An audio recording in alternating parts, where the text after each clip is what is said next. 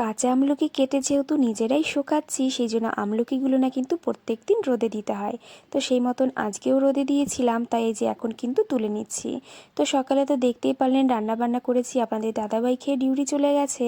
আর শিনুর আজকে স্কুল ছিল না, সেই জন্য ও বাড়িতেই ছিল।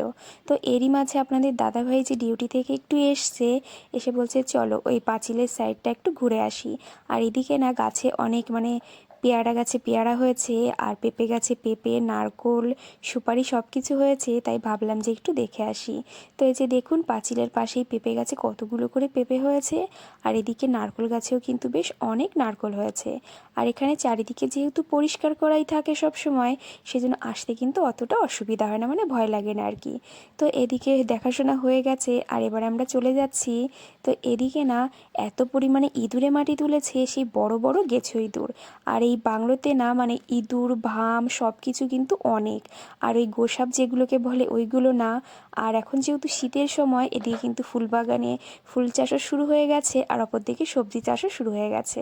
তো সবজিটা না হয় পরে একদিন দেখাবো, যেসব ফুল গাছ লাগানো হয়েছে সেই সবটাই দেখাচ্ছি। আর কদিন পরে যখন ফুল ফুটবে তখন কিন্তু দেখতে দারুণ লাগবে, চারিদিকে একদম আলো হয়ে থাকবে। তো দেখুন এদিকে যে এসে শিনু দোল খাচ্ছে, আর এরপর আপনাদের দাদাভাই আবার ডিউটি চলে গেছে, আর আমরা কিন্তু দোল টোল খেয়ে ঘরে চলে এসেছি। তাহলে চলুন।